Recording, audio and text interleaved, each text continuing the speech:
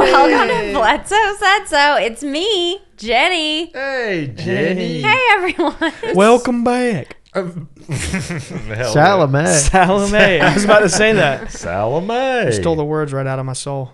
It's lovely to have you, Jenny. Here I am. I've got my kitty cat on my lap. This is And nobody can see her. I swear she's here. This is Dee Dee's first episode in the studio. No, she's been behind Ryan before. Not in this one. Not in this studio.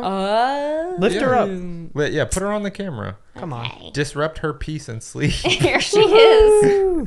She's real, The guys. circle. Anyway, yeah. How's everyone feeling? I'm feeling Great. Now she's gone. I knew it. It was worth it. I'm feeling good. How are you feeling? I'm feeling good as well. Yeah. I don't know if we want to talk about this yet. About Why not? we just had a meeting Yeah. with some people. Okay. Why not? Yeah. By the time this comes out, that should be Yeah, happening. maybe we talk about that. Yeah, I think so. I'd Why like not? somebody else to talk about it, though. We just had a meeting with 3 lovely individuals about becoming our Discord mods. And we're really, really, really pumped about it. I told them I would personally shout them out. So we have, let's go in the order that they were recruited in the sense of fairness. Okay, so we have Daniel, right? Daniel Dunn. Captain Skippy. He's one of the OGs in our Discord. At least he's been in it as long as I can remember. And then we have Corey Moo. Enough said. She's an amazing human being. And now she has an Instagram channel. I think it's Corey Moo FO. Oh, yeah. She started posting her orb videos because she got one of those psionics cameras, right? Yeah. Like the infrared. And she took videos while we were together at Riverfest, which we'll get into later. Mm-hmm. And then we got Blake, our boy Blake Powers, who we go way back with. We went to high school with him. Mm-hmm. Yeah, And he was what, the leader of some sort of the Valheim thingy? Yeah, he's basically the leader of all of our game servers. Yeah. Like he becomes the main Minecraft guy. He becomes the main Valheim guy. Yeah. Yeah, so it just kind of happened this way. It's something that, like, definitely for years I have felt was going to someday be a necessity. And last week we were at that Vampire Weekend concert, and after the Riverfest, it had just happened like 2 days before, and Daniel and Corey were there, along with many other people. We'll get more into that later. And we were at the concert, and Jenny was just like, Ryan, I had an idea. You've been wanting a mod. What if we had been talking about it for weeks, me and Jenny. Like, man, I really would like a moderator. What do we do? And Jenny was like, what about Daniel? Ask Daniel. And I was like, oh, my God. And then the next day I saw Corey for lunch, and one thing led to another, and I was like, well, what about you? And then it was, we got to talking about it, and we were like, well, what about Blake? Yeah. So it just spontaneously happened, and we're all very, very excited to officially expand our team. Welcome them to the team. Yeah. And for the people that don't know what we're talking about, what's the Discord, Ryan? Oh, well, since you're asking, we do have a Patreon. We put a lot of love into it. We have a community of about 600 really open-minded, like-minded individuals who have just formed a really tight community where we talk about everything under the sun. It's really an amazing... I've had people... This is not my opinion. This is literally messages that I have received from people joining our Discord that have been a member of multiple other Discords, other forums on other websites on the internet. And I have been told that ours is the best spiritual community on the entire internet. I've heard those comments as well. It's just like it happened organically too. But I also wanted to say that, like, for me, I think that the reason that all of this is so, like, it's just perfect divine timing is, like, this Riverfest just happened, and that's whenever we really were like, oh, wow, like, I feel like we need help. I think this was the first time where it was like, we need help. Because I think that, like, we did Azalea Fest back in April, and it was really, really great, really successful. And even then we were like, oh my gosh, we were so exhausted at the end of it. And we were like, why was that so and it's really just speaking with so many people, our energy is so high that we don't even realize it. We're going all day. We're not drinking water. We're all just so excited to be with each other. One bathroom break. Like, we're just and seeing like, these people and how dedicated they are to the community, and really thinking like, you know what, if we asked for help, I'm pretty sure people would help us. So that's kind of, I think, whenever I started thinking about who, maybe who we could talk to about, helping us out. And I'm really just excited for this next phase. I feel like every time we have one of these festivals, which we plan to do more, I'm pretty sure in 2025, we'll do Azalea Fest again and we'll do Riverfest again, I would think. That's the plan. That's the hope. Yeah. Yeah. It's just too soon to commit. I mean, we talked to Chris Sr. about it and he's like, yeah, I would do that again, so we could kind of do like a partnered booth again. But yeah, I think that every time we have one of those, it's like we get really excited and like really, really back in the groove of like, yeah, what can we do next? Well, for those who are curious, if you're like new to the show or you just kind of listen out of order, which we sometimes get, the Azalea Festival episode is episode 144. This just happened 6 months ago in April. Now we are going to be talking about Riverfest, which just happened not this past weekend, recording on a Wednesday, but the weekend before last weekend. Mm-hmm. Yeah, and it was so insane. I mean, we over doubled our not audience, but we over doubled our crowd size. We over doubled our Skywatch crowd. I mean, I don't even know where to begin. Unreal. Yeah. Well, a good place to start is that I think these events rejuvenate us so much because like it gives us a chance to kind of tangibly see like the impact of what we do, but also to just meet the people who enjoy the show and hear their stories and just like meet face to face, share energy. Like, it is so healing to do this. For us and them. 1,000%. I mean, it's bizarre for them to see them in person, have never seen them before, and they like get the same inside jokes that I get, and it's like, wait, how did you know that? And it's like, oh, well, I guess they've been listening to the show. Yeah, I mean, it's super wild talking to people who have listened to our voices for hours. Yeah. Hours. Hundreds of hours. Hundreds of hours. Not to mention the other shows and this and that. And then they're already my friend. Yeah. And now it's like I'm meeting them for the first time, but they know everything about me. It's like it's a so wild weird thing. I told a few people it's like it feels like a family reunion. Yeah, it does. Because when you're at a family reunion, you're like, I know I'm related to that person, but like I don't really like know. I haven't talked to them in person. I'm your third cousin. But but there's like a familiarity. I grew up with your daddy. Yeah, I've known you since you was this tall. Yeah, it's like that. Yeah. My favorite one's I've held you when you were a baby. Yeah. It's like I used to change your diapers. I know, that's awesome. Like I didn't change any of our fans' diapers. I just want to make that really clear. No. Yeah, we didn't do anything. Hey, you know what? We did have a particular fan that showed up in a diaper, and his name was Obi. Oh yeah, and he was a monkey. Somebody rolled up. I think it was me and Alex were sitting at the booth. I was really concerned with where you were going. Yeah, me just too. A second. Yeah, me too. I think me and Alex were sitting at the table, and this couple walks up with a stroller, and I looked in. I was like, "Oh, baby!" I looked in the stroller. There's a little squirrel monkey with a diaper on in the stroller, and I just start screaming, "There's a monkey! There's a monkey! Guys, come here! There's a monkey!" I was like, "Where?" People were just like throwing their stuff down and beelining straight for the monkey. Everybody crowded around this monkey. He was on the beach with us. Well, yeah. I saw his silhouette at one point, and I was like, "What the fuck?" The craziest part about it for me was I was kind of doing like line control, quote unquote, because, there were other booths there. Yeah. And so our line for our booth was starting to kind of back into other booths. And I'm like, okay, this isn't cool. So let me go out there and like chat with some of these people and maybe just get them out of the sidewalk, that sort of thing. And so I was talking to the parents of this monkey for I don't know how long, left them, came back, and somebody's like, "Oh, is that a monkey?" And I literally for the first time ever noticed that there's a carriage. I didn't even realize there was a carriage when I was speaking with them. It's the same one we have for our cats, but black. Oh, really? Yeah, same kind of animal carriage. And so then I immediately, because Teddy was like one of our guest of honors at the at the Riverfest, our nephew, and we were like, "Oh my gosh, we have to grab Teddy." So then Teddy goes and he gets all excited, but the label on the monkey cage said that our monkey likes fingers. Yeah, it was like, "Do not reach for him because he does like fingers." They had a little sign on the front. Yeah. Yeah, it was so precious. Did you see the copy that Teddy signed? No. Okay. So we were signing books. Yeah. Like we obviously it's a shared booth we have our little Bledsoe Said So corner with like we had merch and stuff and we were just hanging out, whatever. But then the other side of the booth is UFO of God. Your dad was there selling books, meeting people. It's always so incredible to see that too. And so we were some people asked us to sign their book or whatever. I didn't know Teddy signed one. Yeah, so obviously he wasn't there the whole time. He was in and out, but like dozens and dozens of people asked Teddy to sign their book. And he's like, no, I don't want to. But he signed one copy. What'd he do? And if you recall, it was Kimbrook, the 10-year-old girl. Oh, yeah. They got to playing and they became friends Aw. like throughout the weekend. And he signed her copy.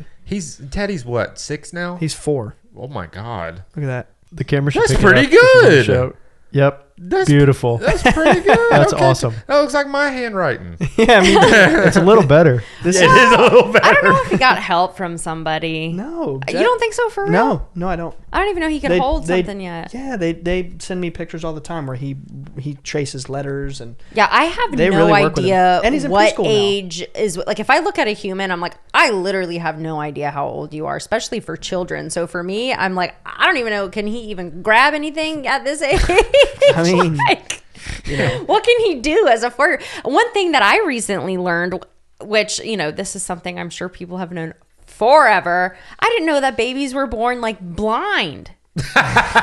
Did everyone know this? yeah. Most of the time, yeah, they're born where they just like they can't even open their eyes. Yeah. Well, but it's like even when they can't open their eyes, They can't. they can't blurry. see. Well, What? They're in Well, darkness. Yeah, think Like, about what happens when you flick the lights on after sleeping. Well, let me ask you this. I don't know why I'm asking a bunch of men this anyway, but because I'm like, Well, I consider myself a professional because I was born. Yeah. right, okay. Yes. But I just He mean has like, credentials. do babies open their eyeballs inside? They can't do that, right? I don't know. You ever open them in a pool? It's I don't tough. think It it's like- burns. is it the same? it's for sure exactly the same. Yeah, It's like chlorine. Yeah, the chlorine. Yeah, the chlorine content. Yeah, Yeah, amniotic fluid. it's the same. Yeah. Yeah, I don't know, man. You're asking the wrong people. Yeah, that's what I'm saying. Wrong audience. We'll talk about it later. That's a different conversation. So Hey, you never know what you're gonna get if I'm on, though. That's true. That's you next know? week's episode, actually. right, yeah, it's about babies in the womb. Yeah. Are they born blind? Yeah. I think so. We were gonna bring in a baby to find out. Mythbusters. How are we gonna do We it? got a guest on the show. What is he? 15? Hey, dude, we'll wait for Blake's baby to be born, and then we'll get him to. Perfect. Interview the baby. Perfect. Yeah. What interview? He'll just have to hold it like this the whole time. Put his little head near the mic. Yeah, I'm in. I think that's a great guest. Me too. I'm in. I think it'd be entertaining. I'm also in. Okay, back to Riverfest. It was really shocking to me. Like, we started getting messages on like Tuesday and Wednesday of people being like, "I'm here," Yeah. and I was like, "Y'all know?" Where?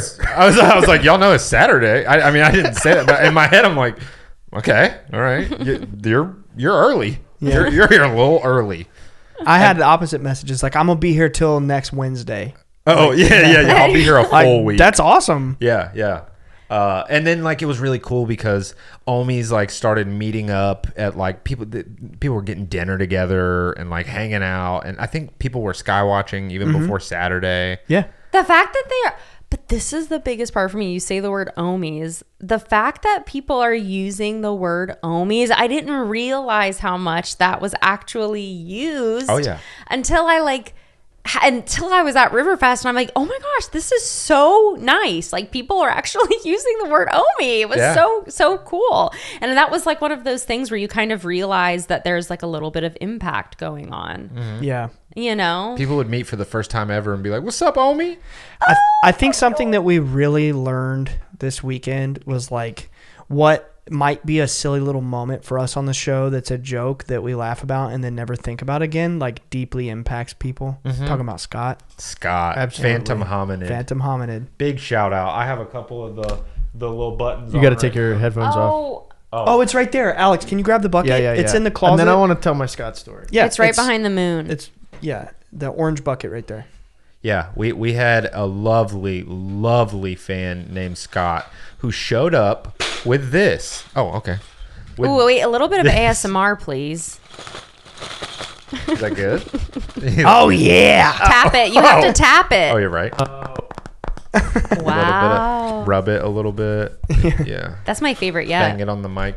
Yeah. Okay. So this is Scott brought us this cool little container, and you look on the front. It says Ohmie Loot. I want the people at home to know that that's my contact picture for Ryan. So every time he calls me, I see that. And this has been this way for a year now. When he You never showed me that. Oh, I'll show you. So Scott, this amazing person, he took the liberty of buying a button making machine and creating some very incredible niche, like deep cut. Some of them memes. are really niche. Some of I them didn't are, even know some of them. Some of them y'all. are like full I didn't- disclosure only. Yes. I didn't know some of them. I didn't know some of them. Yeah. So look, I'll show off a few of them. We got practice your mudras.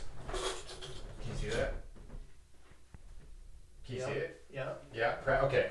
Got practice your mudras. This is a really good. This is one of my favorite ones. It's the Mudra Man. What was it? Puerto Vallarta, the do-rag that Mudra Man wears. Yeah. A Puerto Vallarta Mudra Man do-rag. Mudra Man was Ryan's Halloween costume and alter ego. I'm concerned that you guys genuinely think I'm that character. What? You are, isn't it? Not your alter ego? This one is a Hang very. on, toss that one to me. It's having a hard time. Can you see it now? Okay. That one's a very deep cut. That one's very deep cut. That one is from our Valheim server. Like, there's some really niche ones. Pigliato. Oh, man. and then okay, May no. he live on. This But like is he knows a little bit of all of the references, yeah. which is so cool. Going way back. There were a lot of really cool ones that just said ohmies on them, but the ohm was the ohm symbol. I think the one that like really got me and just made me die laughing was Salome. Salome is unbelievable Because that was on the full full disclosure episode like the week before. and then, oh really? Yes. Oh my god. Yes. And then let me just. That's why I just lost it, dude. This one is the star of the show, in my opinion, personally. It's the we love you, Alan. But can you see it? The we love you, Alan button. That's so funny. So yeah, Scott, you're incredible. We can't thank you enough for doing that. That is so unbelievably cool. Yeah, I want to tell my Scott story. And everybody, he was just walking around just giving these buttons when you see away. how empty Yeah. the bucket is, It was full. I begged him. I was like, name the price. I don't care. I don't care if it's $200. Like, you tell me what it will take for me to take this home. And he was like, dude, don't worry about it. Don't worry about it. How about a hat? And I looked, it was literally the last hat we had. Oh, it was on the that's mannequin. so And I was perfect. like, it's yours. That's so I literally took it off the mannequin. We sold every other hat, and it was just perfect timing, and I gave it to him, and he sent me home with the bucket. But you see how empty this thing is? Every single other pen that was, filled to the top, hundreds of people were wearing these pens. It was. I cried. It was I mind-blowing. literally cried. She cried. I had tears in my eyes when I was thanking him, just because I'm like, the fact that somebody put this much thought into something, made all of these designs from scratch, went out of their way to physically make all of these buttons, and mentally use their brains to kind of be like, what would be the coolest little callbacks to He's a graphic designer. I can't too. even believe that. So I literally had tears in my eyes, and then I had people coming up to me like, what's wrong? Me. I was like, are you? She's crying. I'm like, are you okay? Are you okay? And she's like, look. I'm just touched. I'm literally just touched. Yeah. No, Anyway, go on. absolutely. Because just to give the listener an idea of the weekend for us, right? Was Friday was set up. Then y'all went to a movie. I went sky watching with some people who organized their own sky watch. Corey. Separately. Corey. It was sorry, Corey. Sorry, Corey. Corey organized a sky watch independently. Didn't worry about us being there. Ended up showing up with your dad. And not the most successful sky watch, but still amazing. It was completely cloudy. Completely cloudy. Yeah. Yeah. Anyway, at the Skywatch till 12, go home, wake up 9 o'clock in the morning, day one of the Riverfest, 9 o'clock until 12 or 1 o'clock in the morning again, because immediately out to the beach. This is all day at the fest, out at the beach. Then day two rolls around, and I'm kind of feeling it. I'm tired. I love being there. I wouldn't miss it for the world, but I'm tired. And so I'm kind of dragging in the morning. I was like maybe 30 minutes, running behind about 30 minutes. I show up and I'm just like, trying to hype myself up. I show up and here's Scott.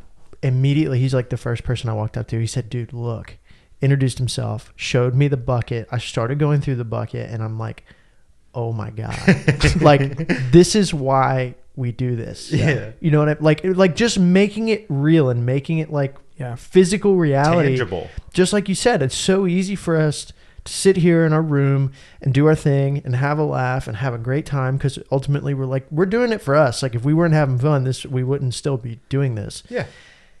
And then the episode gets posted and on to the next one. And on to the next one. Like I don't remember what I said last week, but someone does, and someone took it and like is like valuing that, and it's like that. It's just so amazing. And then to see all of these people show up because of what we're doing, it's just.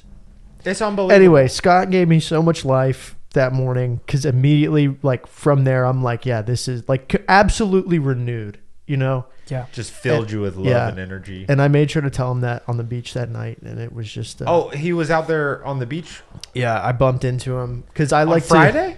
The second night. Okay. On Sunday. Okay. Sunday. Yeah, Sunday. Yeah, when we skywatch on the beach, I like to just like walk around the perimeter and just like join people's conversations and like just try to say hey to as many people as I can. And I think it's so funny because it's dark, you can't really see, and like I'll just join a conversation and I'm like, is that Alex? I'm like, yeah, it's me.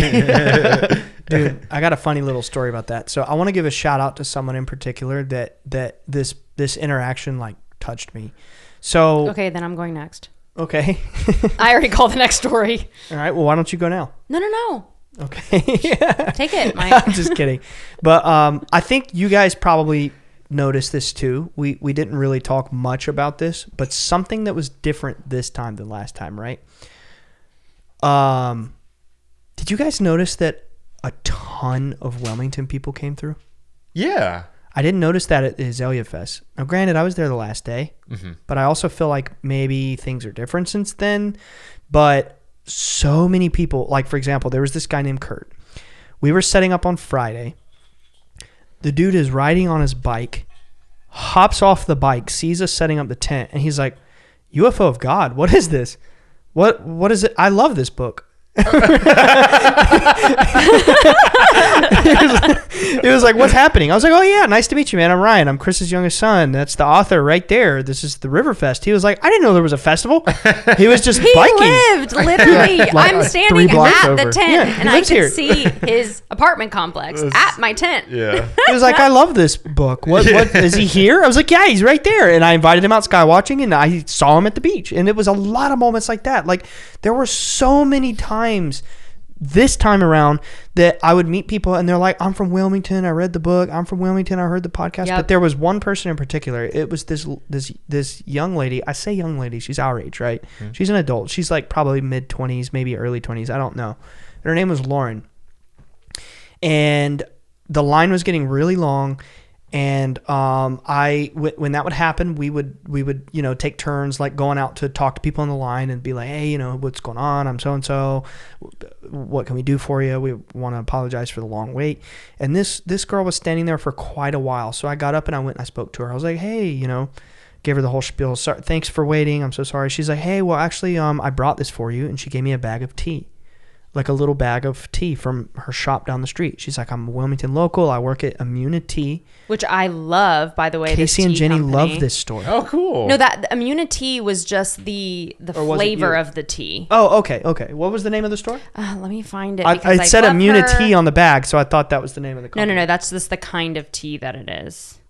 Cool. The name of the company is Queen Esther Teas. She's awesome. Oh, yeah. Oh, yeah, she has stuff all around the community. She actually is like getting her first, and I love that I'm just doing a sales pitch right now, but she has her first brick and mortar store opening up right outside of Wilmington. Amazing tea. Her husband, so her good. family, her loved ones hustle for this tea company. I think it's so awesome. Casey and I have gone to several markets, have met her family.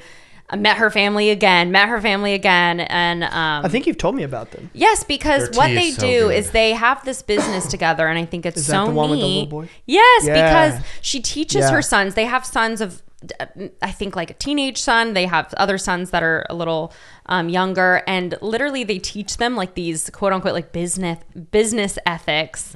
And this little boy is out here selling rocks and seashells for $1 each. And I spent some money on that, okay? Because They're I'm like, teaching him to be an entrepreneur. Yeah. it's so cool. I'm like, tell me about it. Rocks one time, and I was like, "What is this?" And she told me all about it. Because he literally goes into it. He's like, and keep in mind, this is a young boy. He literally goes like, He's like 4. That's quartz. And this one is, and I'm just like, yeah, tell me more. Like, I will buy all of it. And I just think it's so neat. So this family has always been one that has like caught my eye. So then to know that they also caught yours and they recognized it. So let me explain the interaction. Yeah. So I walk up to her and she has this bag from, again, I literally just read the name of the tea and it was so hectic I figured that was the name of the company, but it's Queen Esther Teas, right? And she's like, actually, I'm a local. I work at this tea shop down the street and I heard about, your family. I heard you on a podcast. I can't remember. Oh, maybe it was Molly. Maybe it was Back from the Borderline Molly. Because I had several people tell me that they heard about us from on there. That might be it. But anyway, she heard me on a show before. She dove down the rabbit hole, started listening to our show, saw that we were going to be in town. She walked up to me and she was like, I just wanted to come say hi and bring you a gift. And she basically, she got emotional. She kind of started crying a little bit. And she was like, since I was a little girl, I've been having these dreams and these experiences where I'm seeing things and no one's ever believed me. And hearing your story helped me to understand that I'm not crazy. And I just gave her a big hug. I was like, oh, thank you, Lauren. That I know how you feel. You're not crazy. And I invited her out to the Skywatch. And I was like, this was Sunday. I was like, we're going out tonight. I don't know what you're doing. I know it's last minute. Come join us. There's going to be a lot of people. And naturally how it goes, I get there and I'm kind of like working the crowd. So I didn't see, out of almost 200 people, I didn't get the chance to talk to everybody and see who was there. So for the last week and a half, I've been racking my brain like, I wonder why she didn't come. I wonder why she didn't come. I was sad. I really wanted her to have that experience, just to really have proof that, she's not crazy. Last night when Meredith was here, which for those who don't know who Meredith is, she's been on our show before. I don't have the episode number, but she's Meredith for real. I think it was 135. And she swung by town last night, her and her husband Garrett, and they visited, and we just hung out and had the best time. We didn't record, but we hung out. Anyway, I was pulling up pictures to show her, and I pulled up a picture of the beach crowd. She was right there in the photo. Oh, that's amazing. I didn't see her on the beach, but she was there. That's awesome. And I saw that last night, and I was like, she did come. Aww. That's amazing. And then Ryan brought it up like an hour later. He's like, I can't believe she came. Yeah. Episode 130. 130, Okay. yep. Yeah. So that kind of touched me. Like even you just, to prove your point, like you never know who you impact. Yeah. It can be in your freaking backyard, dude. Right. And you have no idea. Man, when I pulled up to the beach, it was at the same day I met Scott. I was tired in the morning. Then after the festival, we had like a little break for dinner and then out to the Skywatch, and I got tired in between that, and I'm driving, and I'm like, honestly, I felt like I could fall asleep while I was driving, and I'm like, man, I hope I can just show up for all these people who showed up for us. And we picked the access at the beach that had probably the most parking. Yeah. And I mean, it's probably 100 plus parking spots.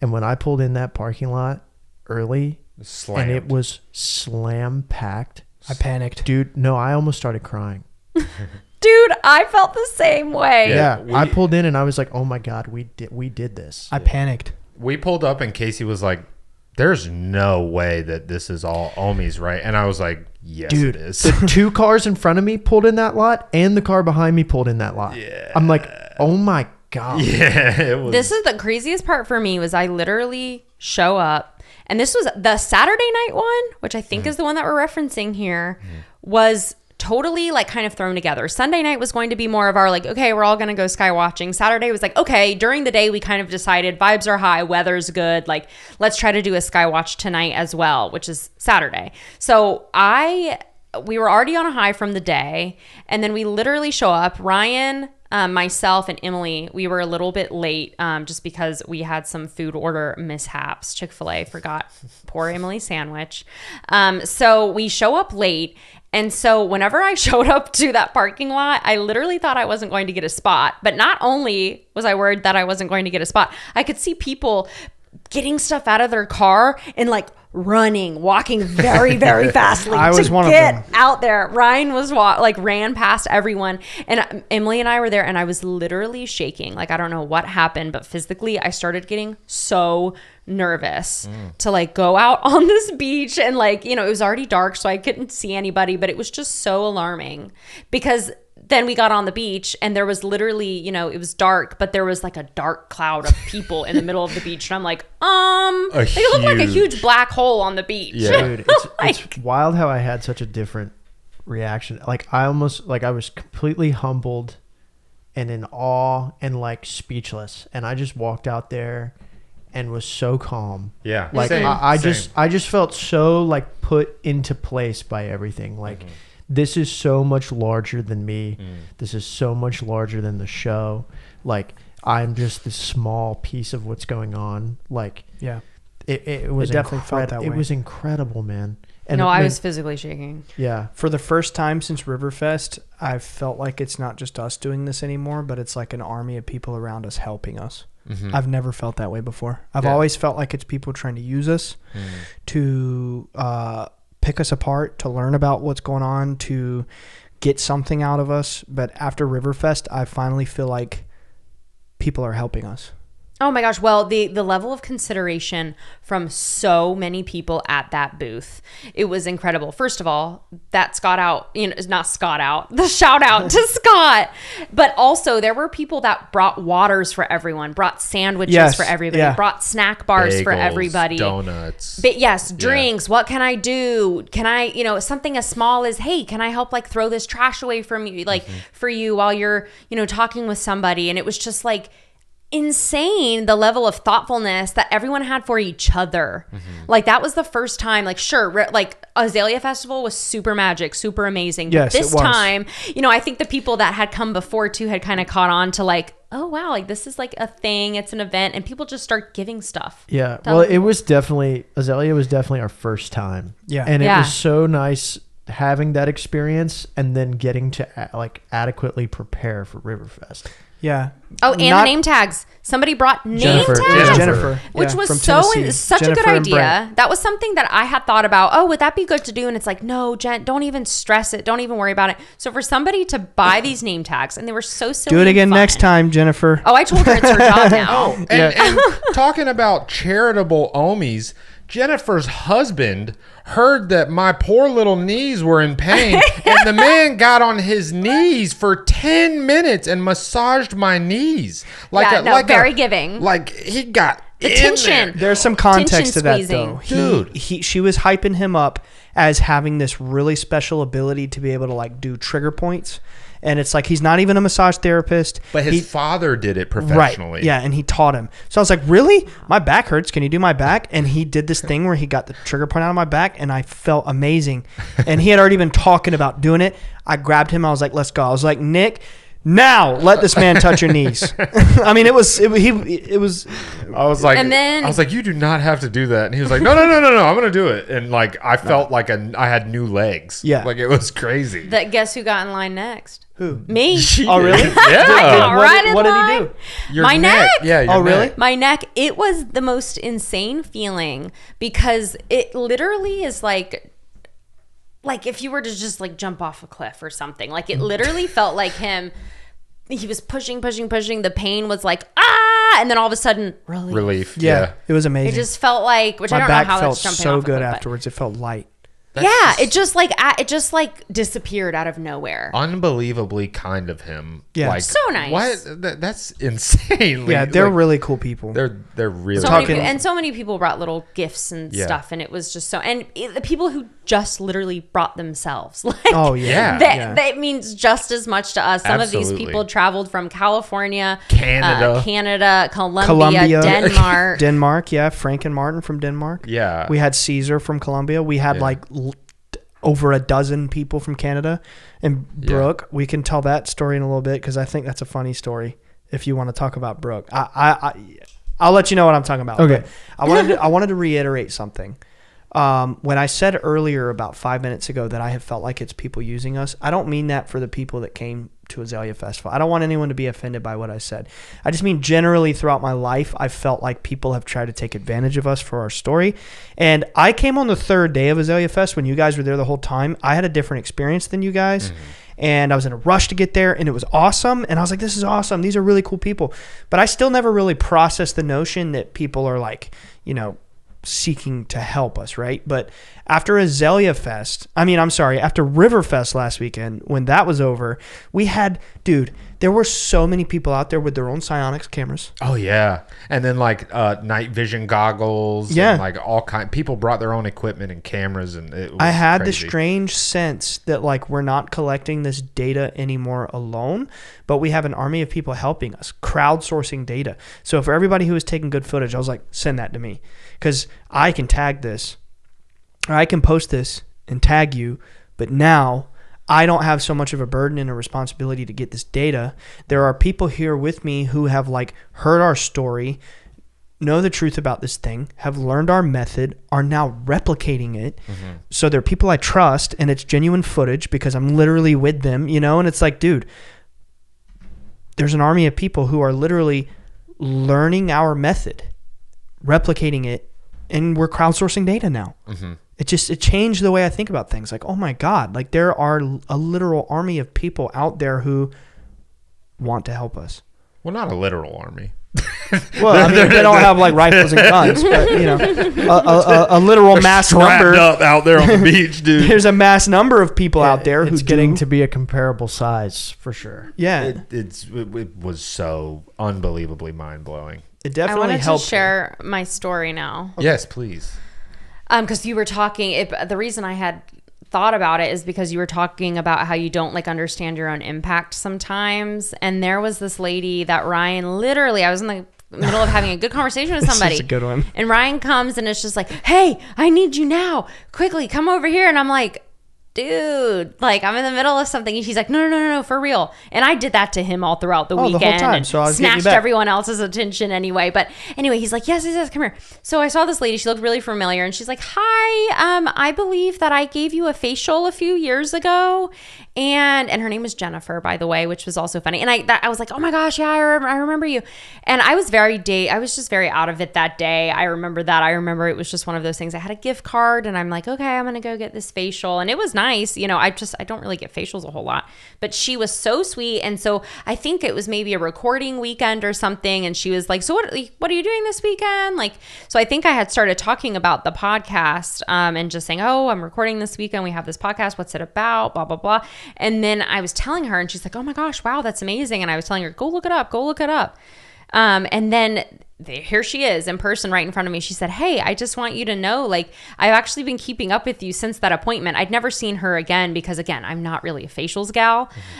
So I'd never really seen her again. But she was like, that conversation that we had together really made like a difference for me and really, really like helped me. And now I've been following this story and like, I just want to thank you and blah, blah, blah. So the fact that she literally like came up to me and said that conversation meant something to her, when to me I was just like, oh, I haven't thought about that facial in like 3 years. You know what I mean? Yeah. And like and she knowing was really nice. It was so crazy. And it was so nice. And that was one of those moments for me that I was like, wow. Yeah, like she heard you. Right. She listened exactly to you right. and like actually internalized it, and it like meant something to her. I know. And like that's really strange sometimes to think that there's like value in what I'm saying. Yeah. That's so nice. Yeah, it's incredible. The whole weekend was just jam full of little moments like that. Yeah.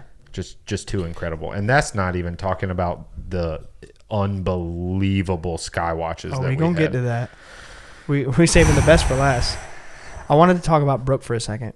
So this is this lady from Canada. I say, okay. I say lady. I estimate she was probably like 21. Okay, so that's what I was thinking. Maybe 21 or 22. Based on our conversations, because she was definitely like an undergrad. And she traveled alone from Canada. She was really nice. And she was just really like bubbly. And she was, I mean, I felt concerned for like making sure some of these people are like out of country, have no car. Ubering. Yeah, Ubering. We're skywatching on the beach till like 1 a.m. Right. So I'm concerned. Like, how are these people going to get home, some of them? Yeah. So on Saturday night, I think it was Saturday night. We were staying really late. Yep. And Brooke was one of the last people out there. It's because I was doing, so there was a gentleman named Evan and Brooke, and we kind of started talking towards the end of the evening. Yeah. Evan was cool. I ended up sitting them both down and doing Cube in the Desert to both of them at the same time. So we all had fun doing Cube in the Desert, talked. He had a whole awesome, like, zero gravity chair set up. Like, he wasn't playing around. So he's like, I'm going to stay. And yeah, she had traveled here by herself and was like going to catch an Uber. And I was like, nah, I'll just give you a ride. Like, it's not a big deal. Otherwise, I mean, I would have been worried about it all night. Oh, you yeah. would have been worried about it all night. I was leaving the parking lot thinking to myself, Jenny, I was talking to her and Emily. I was like, should we go back and offer her a ride? Like, I'm really worried. Maybe I could ask Alex if he'll give her a ride. And then sure enough, I turned around and Alex and Brooke are walking out behind. And Alex was like, I'm going to take her home. And I was like, thank God, dude, what a gentleman. Like, I was sitting here panicking. How is this young girl from Canada going to get to her place at 1 a.m, right? So I'm getting somewhere with this. Yeah. So then Sunday night comes around. And of all now you guys were there, so you know, like pretty much everybody we saw Saturday, they were back at that booth on Sunday. Well, and I saw her when I got there, and I was like, hey, if you need a ride home, I got you. Don't worry. Well, Brooke was the one person all day on Sunday that I never noticed at the booth. Yeah. So in my head, I was like, what happened to her? I was wondering the same thing. I was like, what happened to her? What happened to her? So I saw her at the beach that night. I'm thinking she went home or something. And I bumped into her at the Skywatch. I was like, where were you? Yeah. And she said, oh, well, I came out to the beach by myself. I fell asleep on the beach for several hours. I got sunburned. And anyway, Skywatch goes on. This is the part that I brought this whole story up for that I thought was so funny that it's, again, you know what I'm getting at now, don't you? And it just goes to show you never know like how you impact people. Like Alex's actions have impacted her maybe forever. So second night comes around. Alex is like, don't worry about it. I can give you another ride home tonight. So Alex ends up giving Dad and Brooke a ride home. Uh-huh. So Brooke is sitting in the back of Alex's truck.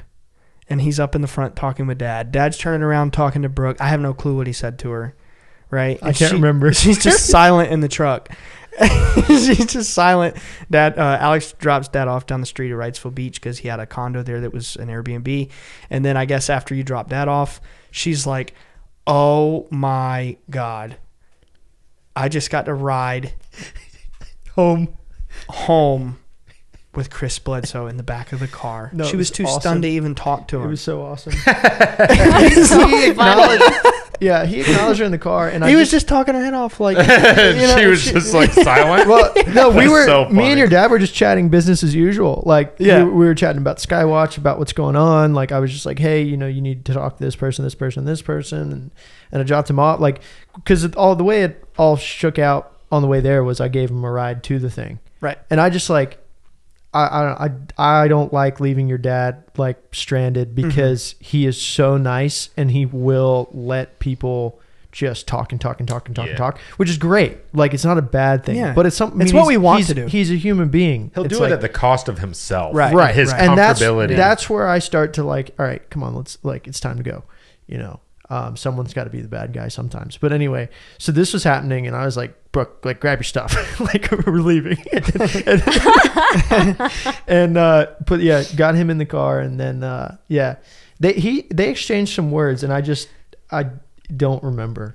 So there was so much going on. But anyway, after he got out, I got tickled. I was like, yeah, you know, little magic moments. Yeah, magic moment. It just was like really special for us. Like, she was such a nice person anyway. Flew all the way out by herself from Canada. That's the thing. Is her like, mom is like, why are you doing this? Why are you doing this? This is weird. Well, and that was part of it too, is like everybody that travels, I feel like everybody kind of has their little groups, or they bring a friend, you know, or they've got their little clique that they meet up with and have traveled with when they get here. Like, ohmies are friends. Like, there's friend groups within the ohmies and stuff. And she was kind of outside of all that. And I was like, I'm going to worry all night. Oh my gosh.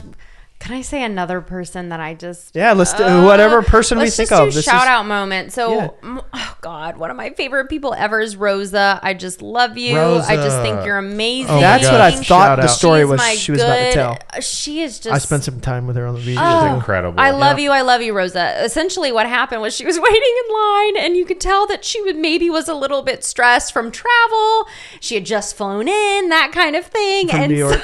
I was, of course, like I said, kind of doing line control, if that's what you want to call it, just speaking to people in the line, just like, making sure everyone isn't, Chris likes to talk with people a lot. So I was just kind of making sure that, people weren't getting impatient or something. And I come across Rosa and Rosa's like, oh my gosh, I can't believe you're in the line, like that kind of thing. And then was like, I was telling her, yeah, like we're all here, like, Nick and Alex and everyone's here. She's like, everyone's here? I'm like, yeah. And I get to talk to them? and I was like, yes, please, please, please. So I got Ryan. And anyway, everyone ended up coming, over to Rosa over time. And I had everyone sign her book. And she is I just think she's an angel and I love her. She's and I wanted to shout you out. I also wanted to shout out some of my other favorite buddies from the weekend. Jimmy was my skywatching buddy and we had so much fun, on the beach. I think he was super awesome. Orange, super awesome. Oh yeah. Man, Orange. Pierce, Yes. it was so cool. On Sunday night, me and Pierce ended up just like laying down next to each other and like watching for over an hour and a half, something like that. He's hilarious. And we were just cracking jokes back at that dude is He's so hilarious. funny. I told him we need to get him on the show. Y'all, we were leaving lives the 2 hours away. Skywatch, Yeah. literally, so we were like the last ones to leave on Sunday. The last ones. Oh, yeah, we were down and to the we're like, all right, last. we really got to go to bed. Like, it's getting late or whatever. He got in the car and he's like driving off, but passing us as we're walking to our cars. And he literally just goes, it's like 1 a.m. He goes, anyone want to hit up Waffle House? We're like, dude, I'm so sorry. Dude, so it was on Sunday night. It was me, Casey, Orange was next to us, and then Paul and Emma were on our blanket with goats. us. Yes. Yeah, The goats. Two of my favorite people in the world. And Paul Sr. too. They are so incredible. And then Ashlyn, big shout out Ashlyn. Oh, yeah. Our friend from high school showed up for us, came from Fayetteville. She surprised all of us. Yeah. It was Big so surprise. cool. Thank and you. I swear to you, dude, we're all there like on Sunday night, like sky watching. Orange has us rolling, dude. He's so funny. It's He is. ridiculous. That was a little magical moment of mine. Like, It was cool to meet him in person, dude, because he is literally one of the very first OGs. members of our Discord. Yeah, he's and an OG. we've known him for 3 years. Yep. I've played Valheim with him for countless I've hours. spent hours on Minecraft with him. Yeah. Hours. And I never thought he would look like that. Give everyone context. What did you say he looked He like? looks like Oh. a musician. No, No. well, he is a musician. I know. Even He's better. in two bands. He plays the rock and roll aesthetic He's very so well. cool. No, I told him he looked like the Pauly Shore character from the Goofy movie. He loved it. The dude with the little Yeah, glasses. he loved because he had little glasses. Dude, he loved it. He had the earring. Like he thought that shit was so funny, man. We were cracking up about it. He's cool, man. I really liked him. He's so cool. Yeah, There's also- every single person that we met was truly incredible. He looked Did you not know that? Did you not? Yeah, he looks It's just true, like right? I mean, his hair's different, Yeah. but the vibe. Hey, I wanna see it. That's his vibe. The vibe is so Yeah. perfect. Show me. Yeah, that's Pierce, bro. The hair is totally different. That's but- Pierce. No, and you're right, dude. Everybody was cool. Every single person was incredible and sweet, and they said the nicest things. Like it truly healed my heart so much. That's why I was saying, like, I felt like people are here to help us.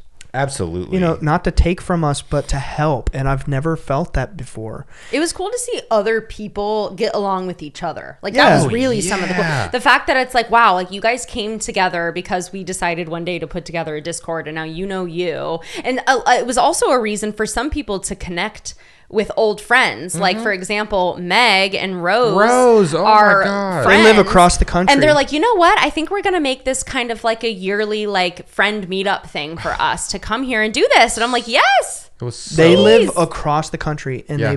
and same with Mike and Danny, and they both of these different friend groups, and I'm sure others did this. They were like, all right, we'll meet in Wilmington, and they flew both from different states into the same city.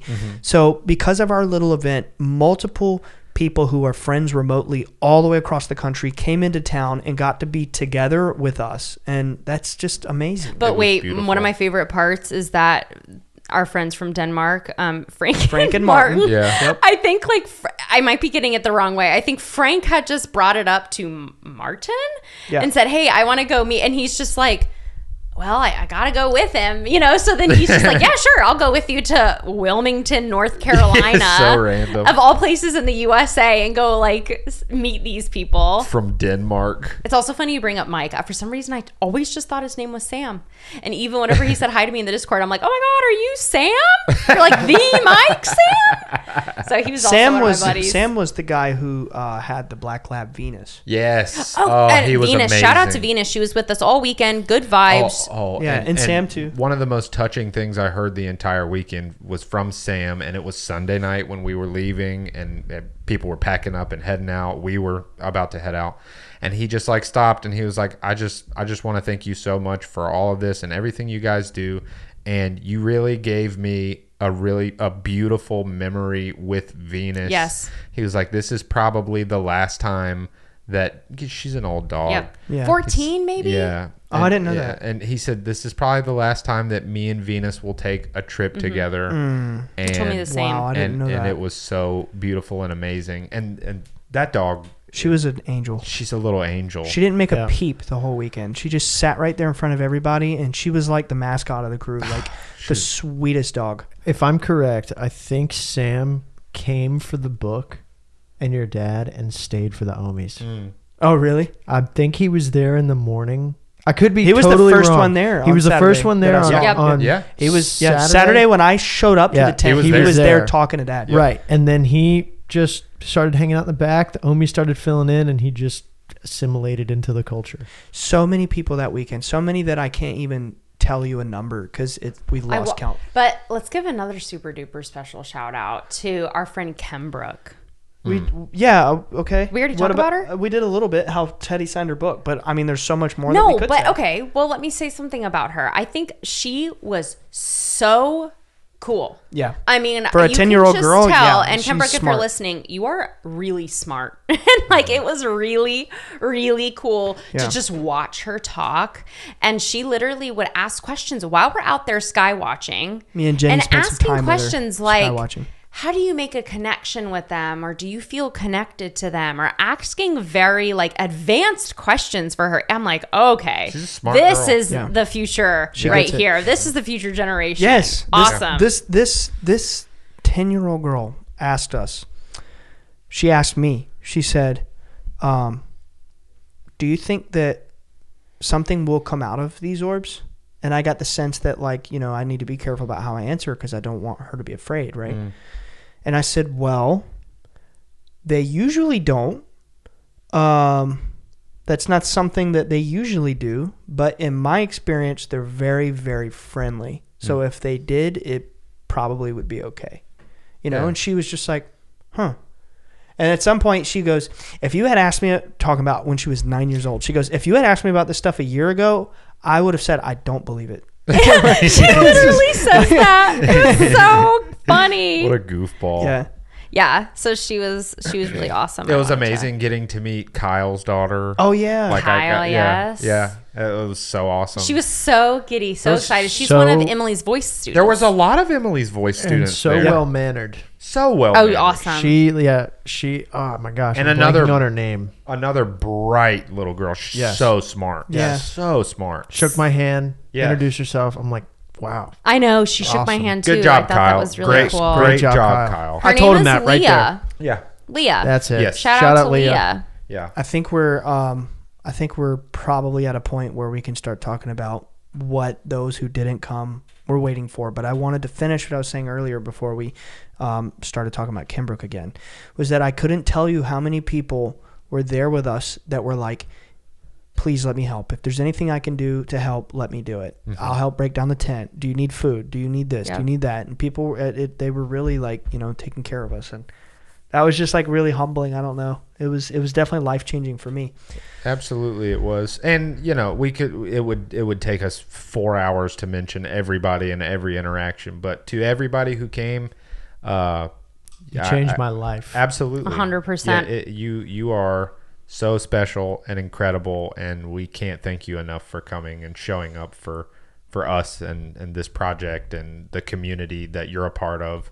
So the society. I was telling people, like, you might be really excited to be here, and like I get that and all that, but like I promise you that we're just as excited, if not even more excited, to meet you. Absolutely. Yeah. There wasn't a dull feeling. No. You know how it's like there wasn't a dull moment? No, there wasn't a dull feeling. Not one. I was just ecstatic the entire time. I was buzzing. Even when exhausted, even when hungry, even when, you know, it was every never time. dull. Yeah, every time I had a thought like that, we didn't want to go immediately turned around to get away to use the bathroom or, you know, whatever. Right. Like, you know, my dad called me, said, "How was Riverfest?" I said, "I don't know. I never left the booth." I have no clue what was there. No exploring whatsoever. We just stayed right there and hung with the ohmies. I did mosey on over to the reptile booth. Okay. Great. I had to go hold. They had a snake there. They had a whole bunch of big snakes and iguanas and huge frogs. Yeah. And so I did have to go pay them a little visit. Yeah. I don't know what it is. I'm just drawn to them lately. But anyway, yes. Thank you to everyone, for real. Yeah. So I guess now we can kind of talk about what actually happened on the beach. Yeah. Let's start with Saturday night. Yeah. So Saturday night, me, Jenny, and Emily get there late by about 30 minutes. Dad's out there by himself with about 200 people. We had at Azalea Fest, Jennifer, the one we were talking about who brought the name tags from Tennessee, her and Brent basically got a count for us, which is how we knew there were 75 people. So when she was our counter last time. Yep. And again, that's her other job. When I got there, and she volunteered to do that. She just went and did it and told me a number. I was like, great. So this time when I got to the crowd Saturday, I was like, where's Jennifer? Not my wife, but where's Jennifer from Tennessee? And they're like, you know, the 200 people, they were like, who? You know, and eventually she came and found me. She was like, hey, I heard you're looking for me. I was like, yes. Last time you got a count for me. Would you mind doing it again? And she comes back to me in, I don't know, 15, 20 minutes or something.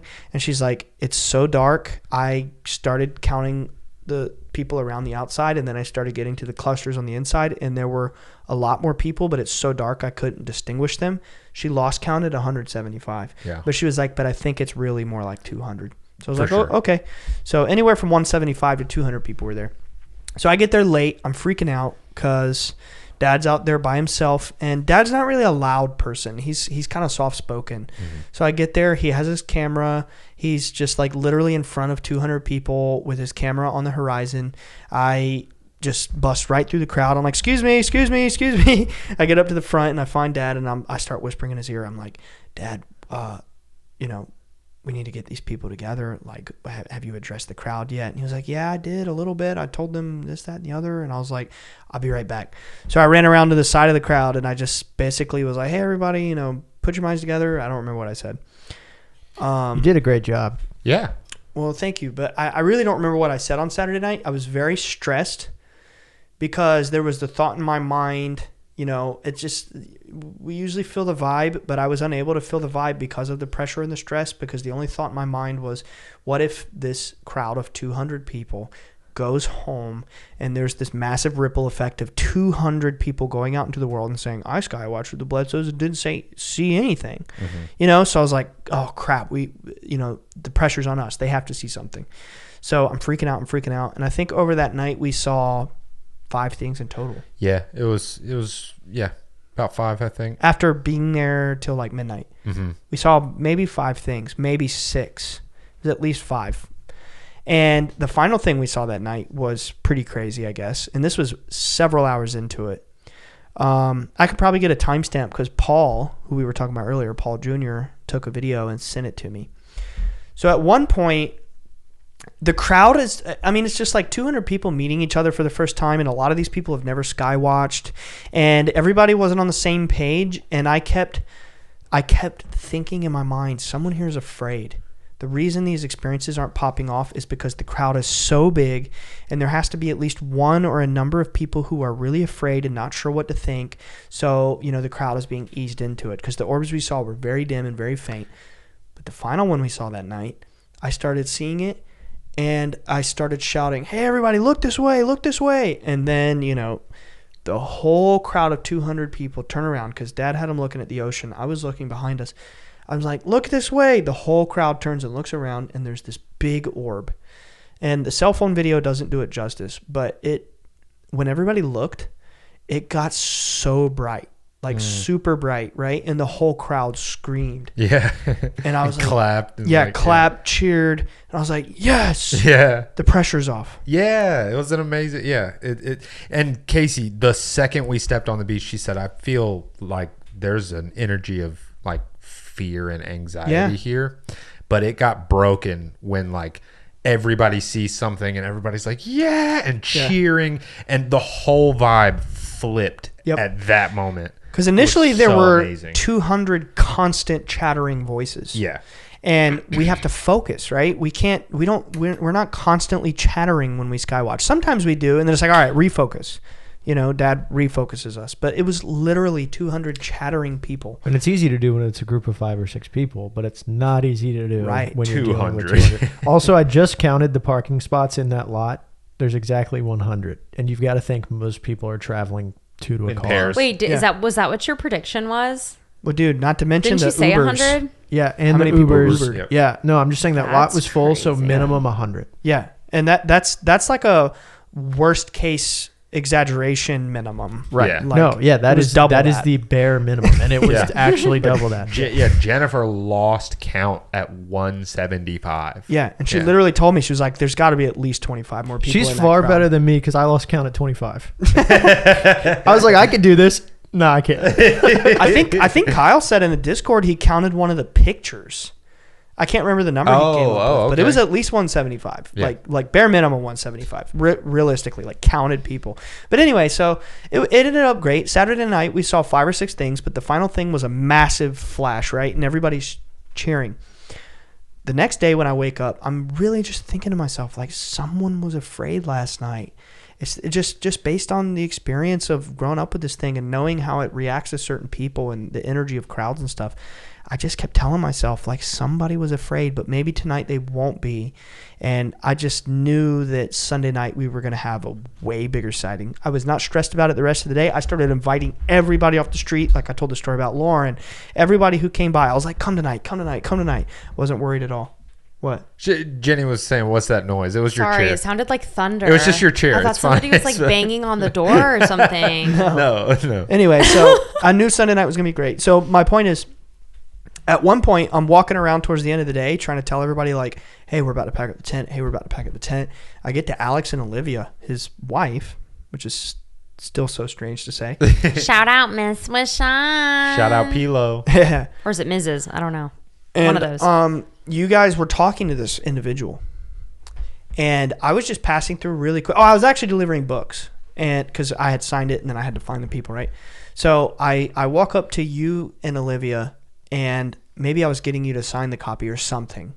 But there was someone you were talking to, and his eyes were wide like he had seen ghosts. And unfortunately, I can't remember his name. And I wish I could.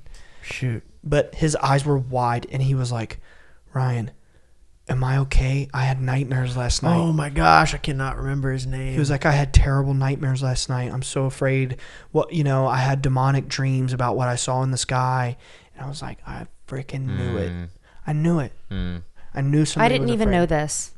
So gosh, Wow. oh my gosh, So- I'm so sorry if you're listening and I can't remember your name. But no, he came up to me and was like, man, can I tell you about my dream? And I'm like, sure. And he starts telling me about this bad nightmare that he had that night involving orbs and that he's had them in the past.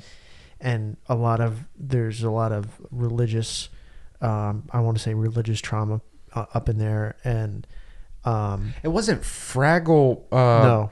What is it? Fraggle Rock? What's Fruggle his- Rock. Fruggle Rock. No, No, it wasn't him. Gosh, oh Lovely my guy. gosh, I'm so sorry. But anyway, I was like, yeah, man, I don't know. Like completely caught off guard. I don't know a whole lot. I'm not as good at obviously as good as you are. Anyway, you come up. I'm like, here's the guy. Ask him. And he did. And whatever you said was so eloquent and graceful and correct. And you just put him at ease immediately. Oh, I said something very quick and I walked away because I didn't have much time. But I thought very carefully in that moment about what to say. And I put my hand on his shoulder. I was like, look, you are totally fine. I was being sincere, but I was being very fast. I said, you are totally fine. You are experiencing religious trauma. And I want to ask you a question, and I want you to think about the answer. Why would something that is evil and scary care so much to get brighter and brighter at a crowd of 200 screaming and cheering people? Why would something that's evil and has bad intentions for us want to interact with us in such a fun and positive way? You're going to be okay. You are totally safe. I want you to pray for good dreams, because he mentioned, I've been praying for my safety. I've been praying. Am I okay? He looked really scared, dude. His eyes were like he had seen a ghost. Like he was really terrified. And I felt sorry for him, but I had to go do something. I was in a rush. So I was like, you're going to be okay. It's religious trauma. I want you to pray for good dreams tonight. And I promise you're going to be totally fine. And there are some doorways that you have to cross, basically like in your mind, to overcome this fear, but you are totally safe. And I walked off, and I never saw him again. Really? I never saw him. I don't know if he was there that night or not, but I wish I had more time to talk to him. I want to say he was, but I can't remember exactly either. Yeah. I feel so bad, but then again, there's like 200 people. Right, yeah. And I wish I had more time to talk to him, but hopefully that impacted him in a good way. And after what he said, he was like, I said something about, man, I'm glad you got to talk to him because he did so much better than me. Like, it was like, I'm glad you got the pro, right? And he was like, yeah, that was awesome. Thanks. And well, that morning, I forgot to say, that morning he also put a message in our Discord saying, did anyone else have nightmares last night? I had terrible nightmares about the orbs. What do I do? So when I talked to him in that moment, I knew it was him. You know what I mean? Yeah, I made the connection really quickly. Yeah. And I was like, oh, and I had already been thinking someone's afraid. So I don't know. It was weird how it presented itself. So anyway, Sunday night comes around, and I mean, you guys want to take a crack at what happened? Yeah. It was unbelievable. So we show up again around the same time. A little earlier. It was a little earlier. Yeah, we wanted to get there a little earlier so we could get a picture of everybody, group picture. Everybody got there on time. We were all there at the same time. Energy was very high. Everybody's so excited. It was good vibes all around. And I mean, we probably got there at what, 7:30? Yeah, 7:30, something like that. And I don't know. It couldn't have been more than 10 minutes. Maybe, and then boom, it started. Dude, it started while I was explaining the process. Yeah. We saw like 6 by the time I was even done explaining how we do this. Well, wait, I actually have to give us credit for getting a photo of that many individuals after dark. And I was up on one of those really big lifeguard. Yeah, the lifeguard towers. Yep. And I was like, everybody. And then we had to wait for Chris. Okay, wait, I want to tell this. I want to tell this part. Yeah. So y'all left, and I was like, Chris, you need a ride? And he's like, yeah. So we hop in the truck. I got his camera equipment. We go all the way there. We're like on time. We pull in, we park. He goes, I don't have the batteries. Yeah. But I mean, luckily we're only like 5 minutes down the road. We're just going, it's all in Wrightsville Beach. Mm-hmm. And I know Jenny was all about this picture, and the sun is going down. I'm like, okay, no problem. Back up, leave, grab the batteries, pull back up. We get in the parking lot. I get him out the car. Like, we're hustling, right? And I feel so bad because someone came up and is like, Chris, can I get a picture? And I was like, actually, no. We're trying to go get a picture. Jenny's going to kill me. Yes. So good for you, dude. Yeah. No, Thank and so I you. felt really bad because I'm like, man, I'm so sorry. We've got to go. So then Frank grabs the dude's camera, Frank from Denmark, and is taking pictures of them walking together. So like never stopping, but walking. And I'm like, all right, let's go. And we get out there and get the picture. After the fact, we caught back up with that guy. Sorry, I can't remember your name. Got his picture, and then that's good. Yeah, we got the picture after. But yeah, it was that was a funny moment. So we get the picture. Sorry, who's telling the story? Oh, whoever. I mean, we were all there. Well, it was crazy. I just felt that tonight, like, it kind of worked out perfectly that the reverse happened and Dad was late this time, because then I was thrust to kind of like wrangle the crowd without him being there. And Sunday is when you really shined with your crowd control. I will tell you. I mean, you took absolute control of the situation, and I'm the Joker, baby. No, I mean, I kind of felt like I had to. Too soon, sore subject. I know. I had to, though. You know, it's like you kind of sink or swim. And well, I think we also had the intention too of like, we know what the first night was like. A lot of people showed up after dark, so we didn't really recognize each other. We were just catching up for the first time, you know, since kind of like coming back together. So I think this, like the second night, we went in with the intention of like, okay, we're going to try to get the attention of everyone so that we can kind of get on the same wavelength. Yeah, it was Jenny's idea. Like, just maybe tonight we can address the crowd, like, and kind of explain to them that we need to all be on the same page. So it was just, you know, basically telling the crowd, like, hey, you know, sorry I showed up late last night. Tonight we're going to do things differently. We need to all be on the same page. We don't need a billion different chattering conversations. I know it's fun and exciting to meet everybody, but it's a lot of pressure for us, for people who have traveled all around the world to come here and expect to see things. It's a lot of pressure on us to get this to appear. We cannot be chattering. We have to focus. We have to put our minds together. We have to send our thoughts to the sky and make the connection in our mind with these beings or whatever. So because that's what we do at home. That's literally what we do. Yeah. So right out the gate, when it was time to skywatch, it was quiet. Mm-hmm. It was quiet. Everybody knew the assignment. Everybody knew. You kind of forgot how many people were there. Yeah. Because it was like, oh, wow. Like, you know, if you're looking one way and you got everyone behind you, you forget everyone's there, you know. And that night we lost count again with the same problem the night before at 150. So it was still a large crowd. Yeah. Slightly smaller, but still over 150. I want to tell a story that I forgot. I don't know if I've told you guys. Okay. So this is right in the beginning. So it's happening. Like the orbs are popping off, right? Mm-hmm. In their normal kind of state of being. The crowd is very quiet. Everybody's very focused. And these experiences are happening very rapidly in the beginning. I like to circle, see what's going on, right? And here comes this group of people coming off the access onto the beach. And I can't see. It's the dark. I don't know if they're here for this or whatever. So I just say hello. And young kids, college kids, and they go, what's going on here? I'm glad you're telling this. Yeah. They're like, what is going on here? And I'm like, okay, so y'all aren't here for the Skywatch? You're not part of the Skywatchers Club? They're like, no. So I'm like, okay, well, let me tell you. First, I'm not crazy. Second of all, we're all out here skywatching, looking at UFOs. This guy wrote a book. I'm like giving them the cliff notes of what's happening, right? And then I'm like, look, there's one. Look, there's one. Mm-hmm. And they're like, oh my God, you're right. I'm like, yeah, that's not a satellite. That's Zoinks, man. That's a plane over here. They're like, yeah. I'm like, that's not. Right. And then it goes sideways. It's not a satellite. All right. And look, and then it fades out, get brighter. It's happening. Right. And they're like, oh my God. I'm like, yeah.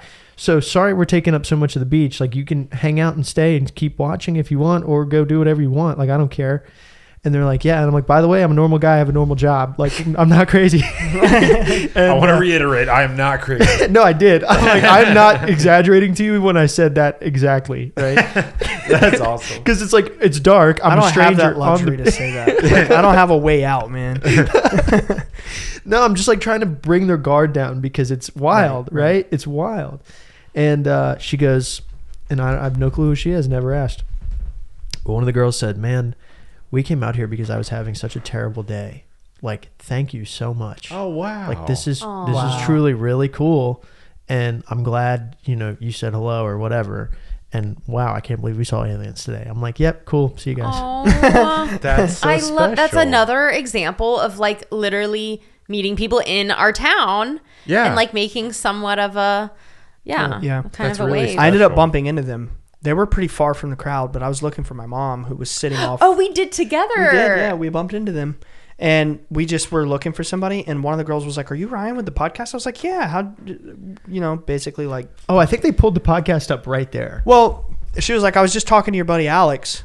She didn't remember your name, but she was like, I just talked to one of your crew who was part of the podcast. I was like, oh, was it Alex? We just or went Nick? buzz cut or not. Well, yeah. I was like, was it Alex or Nick? She was like, I don't know. I didn't catch his name. And we were like, buzz cut or no buzz cut? Because it's easy. And she was like, buzz cut. I was like, yeah, Alex. Cool. And she was like, yeah, he just explained what it all was. Very cool. It's nice to meet you. I was like, yeah, come on, hang out. And she was just like, we're going to go check out the show. And I was like, yeah, I think you'll really like it. Look me up later kind of thing. But they were super nice. They were definitely young, like maybe college age. It was a few. Yeah, they were at UNC Wilmington. Yeah. Yeah. There's a little crowd of people, like maybe 3 or 4. And it was really weird that you bumped into them. And then I bumped into them. Super weird. So like I said earlier, when we were explaining the process to this crowd, we already saw like 6 orbs before we even started, before the sun even went down. We saw about 20 or 30. And at some point shortly after that, I was like, okay, we need a hard count. So I yelled out to the whole crowd, somebody start counting right now. And this one gentleman, I didn't get his name, and it was dark, so it was really hard to even see faces, but he was the only guy with like a solid white long sleeve kind of like light jacket, so it was easy to keep track of him in the dark. And he was like, I'm counting. By the end of the night when he left, he stopped counting. We're talking probably 11 p.m. He stopped counting. He was like, Ryan, it's 1:15. He's counting the number of sightings. After we had already seen 25 to 30. Just so that's very clear for everyone. Yeah, this guy is counting the number of orbs that we're seeing. Realistically, like a very genuine, like non-exaggerative estimate, we probably saw about 150 that night. But a very real number is maybe 135. Because like I said, we saw like 25 or 30, or it was a very rapid, fast number. Sometimes 3 and 4 at a time. Oh, yeah. And then we were like, somebody count, please, starting now. We'll go from starting now. And by the time he left, it was 1:15. So, I mean, realistically, it was probably 150. Yeah. Now, here's the crazy thing. All right, so we saw tons of orbs. I mean, I've literally never seen that many in one day. I was just going to ask if you've ever, because I certainly have not seen that many. I think the most prior to that was like maybe 15 or 20 in a night. Maybe. I count every time because I think it's data. I think that's how you can build. That's why I confidently say I've seen thousands of orbs, because I count every time. And realistically, on a normal night when Dad and I go out there, it's usually around 50. I'm talking like we're actually seriously sky watching. Sometimes I'll walk outside and I'll see 1 or 2 and I'm like, great, and I move on. Yeah. You know, whatever. But the most I've ever seen in one night is 50 to 70 before that night. And that's like a serious, my whole family's together. That night we saw about 150. Again, over double my top number. Might have been one for every person on that beach. Dude, you're right. I didn't think Stop. about that. 150? That is really that's nice. True. That's true. That would be really, really special. I didn't think about that. Well, talk about special. Yeah. The crazy thing is, even though I like had an estimate of 25 to 30 before we started counting, at one point, hours down the line, when we had already seen so many crazy orbs crossing over each other, streaks across the sky. I mean, it wasn't just average orbs. I mean, it was a very heightened night of activity. Just clusters of 4 or 5 of them crossing over each other and like circling each other. Some of them hovering over the ocean like last time. Some of them in triangle formations moving. Corey got a great video of that. Yeah, it was so wild. At one point, I was like, it's been a while since I've asked. I need to know the number. And I went up to the guy in the white jacket. He was an older guy too. He had white hair. He was like, I don't know, maybe 55, 60. Like he was, he was just easy to spot. Yeah. Because he looked so distinct from most of the crowd who was younger. And I was like, hey man, what's the count? He was like, Ryan, we're at 99. Oh. And I kid you not, moments after he said we were at 99, we got special 100. The craziest orb sighting I have ever seen. You can't even call it an orb sighting. No. It wasn't orbs. I've never in all of my years seen anything like this instance that happened. So I'll just talk about how it started, because I was one of the first to see it. Ironically, we have had people in the Discord who described exactly what I was initially seeing before the crowd saw it. So I know that other people were seeing it too, but didn't want to speak up. All right, so we're looking there's about 200 people here. We're looking all different directions, right? So, maybe 50 people are looking this way. Maybe 2 people are looking this way. I mean, we have 360-degree view of the sky. I was looking straight up. I'm talking like, you're typically looking at a 90-degree angle from the ground. I'm looking 180 degrees up from my feet directly over my head into the sky at this moment. And I see these 4 bars of light appear. They look like these 4 rectangles. This all happened so fast in a 2-second span. I'm talking the processing of my brain was so fast because of the adrenaline. You're thinking so many thoughts, like slashing out. Once you do it so long, you're like, is it a plane, satellite, this? You're filtering out all these different possibilities, like instantaneously. And I'm watching this thing, and it's like basically was these 4 bars of light, and then they started coming lower and lower and getting brighter and brighter. And by this moment, I'm thinking, okay, are they clouds? No. Are they this? No. So I start saying, I don't even remember what I was saying. It's probably on video, but I was like, everybody look overhead, look overhead, look overhead. And we look up, and these bars of light get brighter. And by the time everybody's looking, they sprout these wings. And then they start flapping. And there were 4 massive, they weren't even orbs. They weren't even balls. They were light beings. They were these massive light beings. And there were 4 of them just flapping wings. And people, you know, you could see through them. They were glowing golden. Daniel kept saying, I was seeing the stars through them, dude. And, oh my God. It was like, I was away from the crowd. it was chaos. I was away from the crowd because I was trying to find a spot for Biscuit. Like I was trying to find Ryan's mom's like I had her dog and I was trying to bring him back to her. So I was away from the crowd, like looking, Yvonne, hello, like, and I just hear everyone over on that side of the beach just scream, and I'm like, oh my gosh. So I immediately look up, I get the memo, and I see these things, right? We keep calling them not birds. No, the people in the Discord keep calling that, but I call them what it is. They were angels. Right. I was saying that night, they're angels. Right. Well, the reason that people started saying that is, so from my perspective, it was like me, Casey, Ashlyn, Pierce, like a little cluster of people standing in front of the lifeguard tower. Mm-hmm. And I think it might have been Kyle or somebody who pointed, oh, look at that, whatever. By the time I looked straight up, they were directly over me. And the first thing I thought was, it's 4 birds. And then I noticed that they were glowing. Yeah. And I was golden. Like, yeah, I was like, and like kind of translucent. Yeah. And I was like, okay, maybe that's some really weird light from the sun that set an hour ago. And so your brain is filtering these possibilities. My brain was fast, freaking out. And so I just like, I am not letting my eyes get off of these things. Me too. And so they're flying and I see them flapping and I'm like, they are behaving like birds, but they don't look anything like birds. I'm saying this out loud to the people around me. I'm watching them flying away.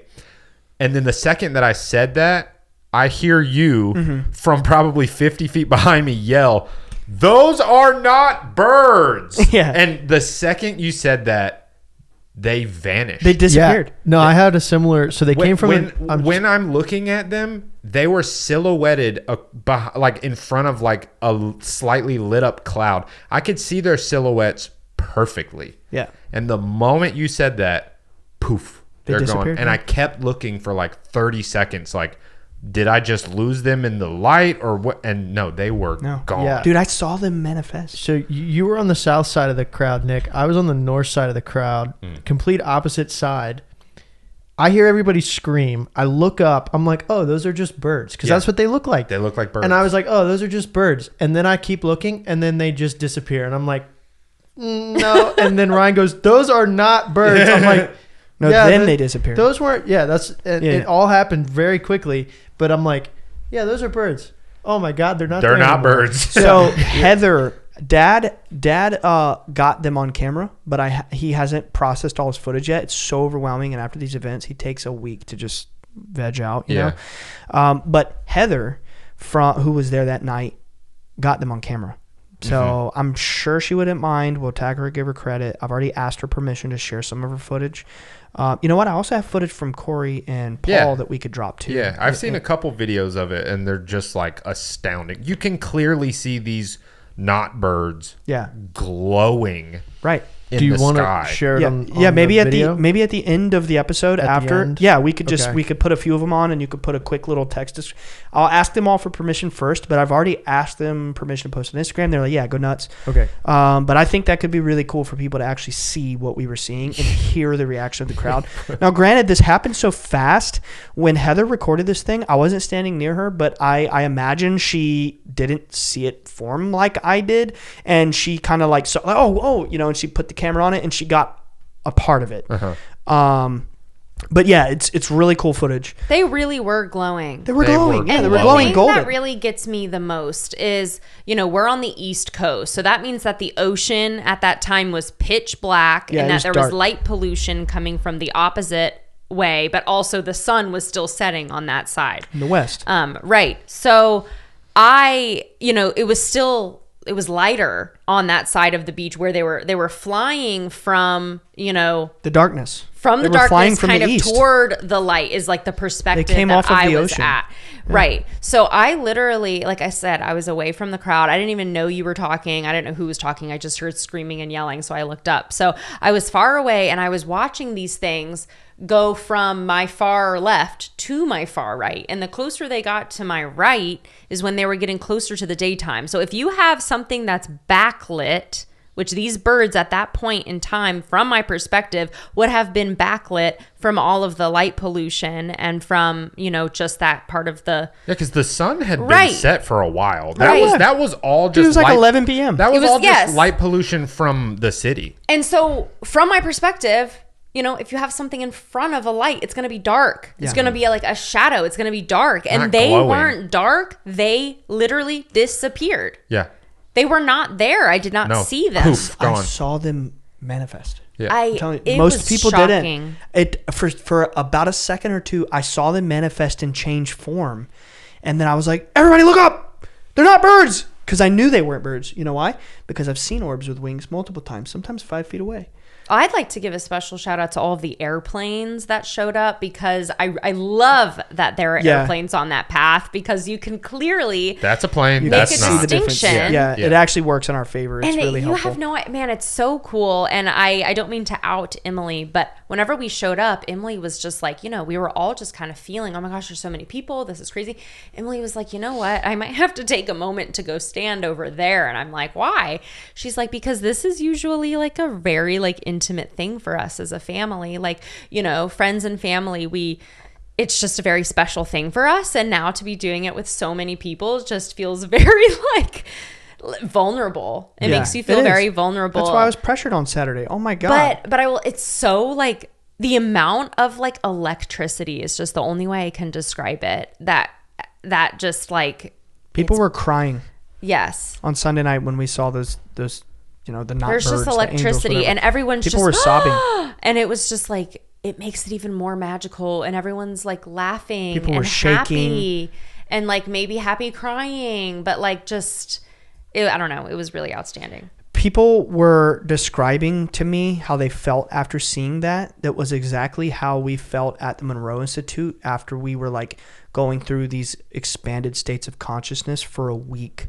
The effect that we had seeing that together, the way people were describing how they were feeling, the profound emotional releases, the kind of going home the next day and just being spaced out at the airport. It was genuinely the consciousness of around 200 people in that moment were profoundly altered. Absolutely. It was mind-blowing.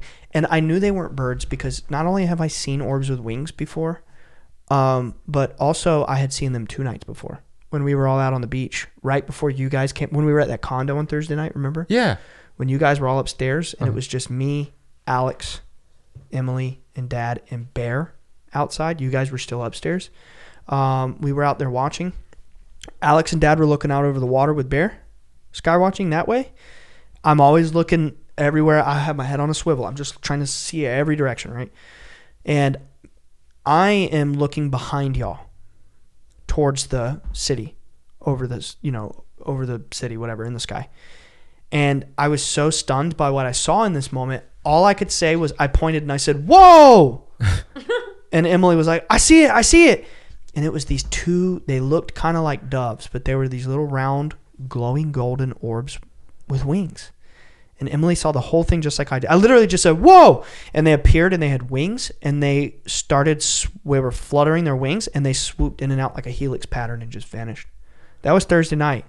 So I think that was for me, Emily too, obviously, because she saw it, but I think that was planted in me to be able to have the confidence on Sunday to be like, those are aren't not birds. freaking birds, Yeah. people. Yeah. You know, because people. Well, your dad has seen something like that before. Oh, yeah. The Of course. phoenix. Uh-huh. Of course, I know, but it was So it was amazing to see it in person. It had been with 200 something- people. Yeah. I was telling people that I was around. I was like, this is the kind of activity that they see when it's just the family. I shouted that over the crowd. Yeah. I was like, I want you guys to understand. Like, I know those are not birds. I've seen these things. This is what we see when people are not around. They're angels. People are like, what was that? What was that? It was an angel. They're all angels. People are like, the orb, it was different than the orbs. Yeah, they're all the same thing. They're angels. I'm like telling people, like, now you get it. You've seen it. This is what we're talking about when we say we see these things. Sometimes we see them in the house. You know, this is that dream that you always had.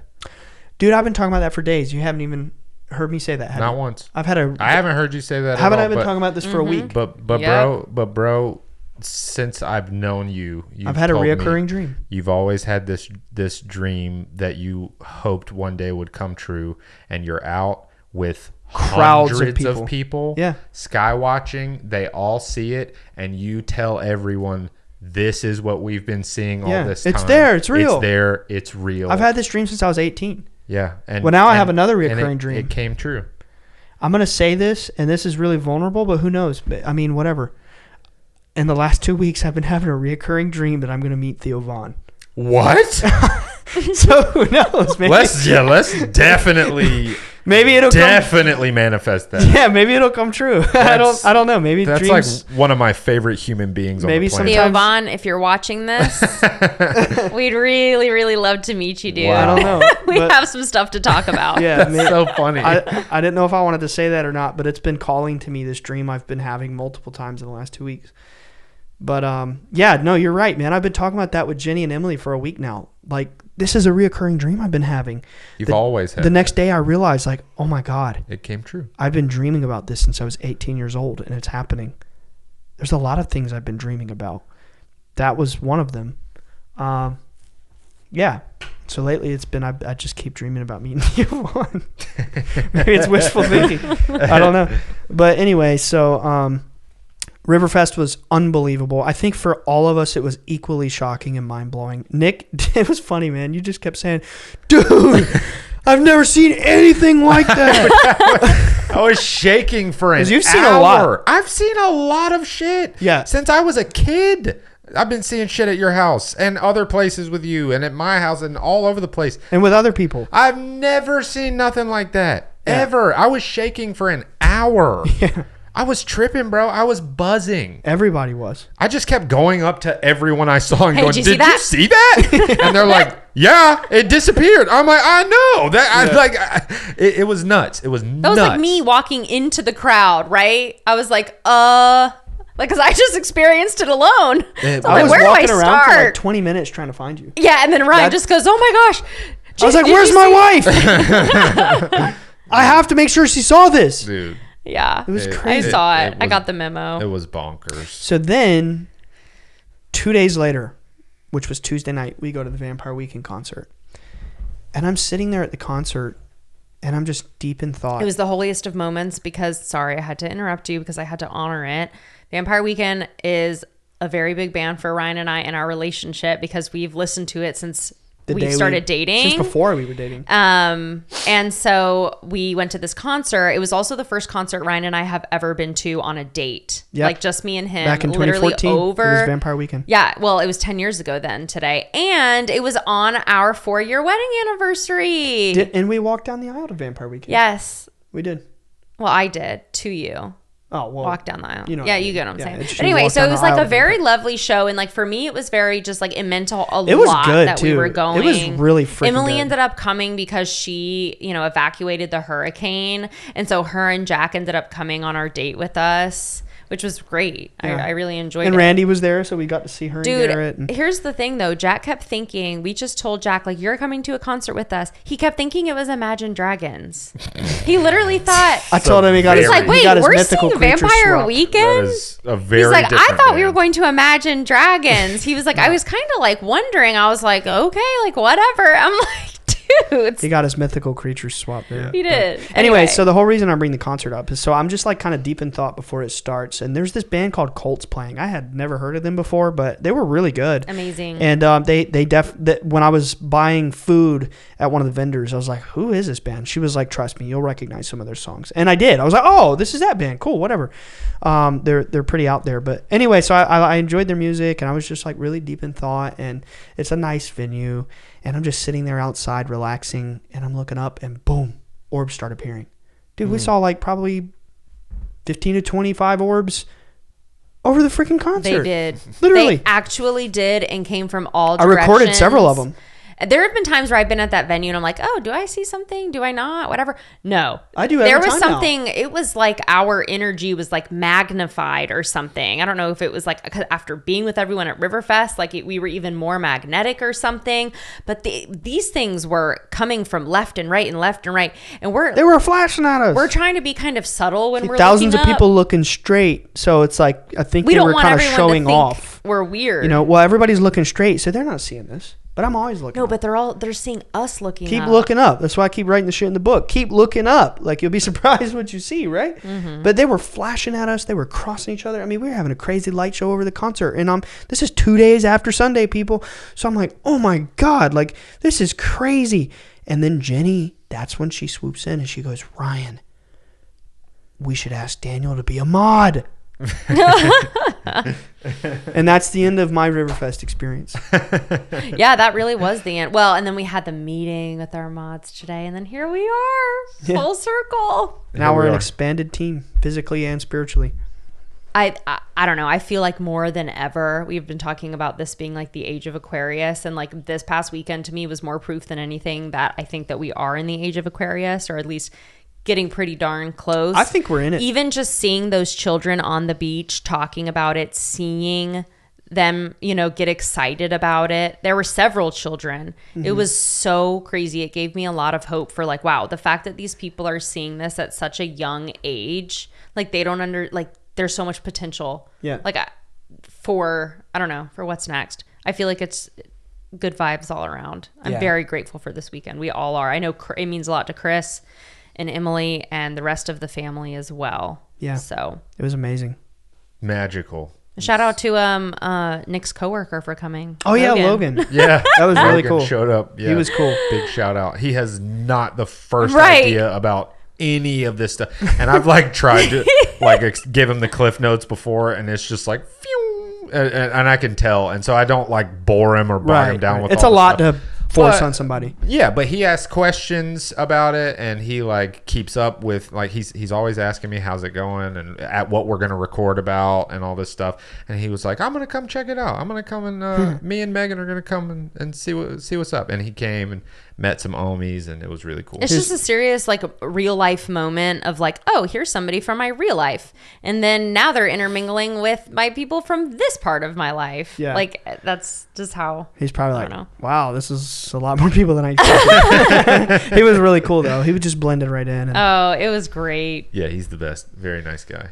yeah. Yeah, it was a magical weekend. So thank every single one of you for being a part of it and making it so special. It was magical. Yeah. I mean, I'm at peace with it all. It was just mind blowing, life changing. I mean, it was profoundly altering Yeah, for a lot of people, including Absolutely. us. yeah. So, any more thoughts, Alex? I don't know if I could add to all that. Absolutely. Yeah. I can't wait for the next one. Yeah, me too. Yeah. Same. I Can't just wait. feel like somebody has to do a Mickey outro of "See you real soon." Go ahead, Alex. You know, See you next week. He did it! He did it! Oh my god! That's a wrap. Okay, bye, You gotta guys. end it on that. Bye, guys. Bye, guys. What up, ohmies? If you like the show and want more, check out patreon.com/Bledsoe Said So. This will get you exclusive weekly bonus shows and access to our Discord community with hundreds of open-minded people just like you. If you want to represent the show, go to bledsoesaidso.com for merch. We have t-shirts, hats, hoodies, and more. For all future updates, follow us on Instagram at Bledsoe Said So. Same time next week.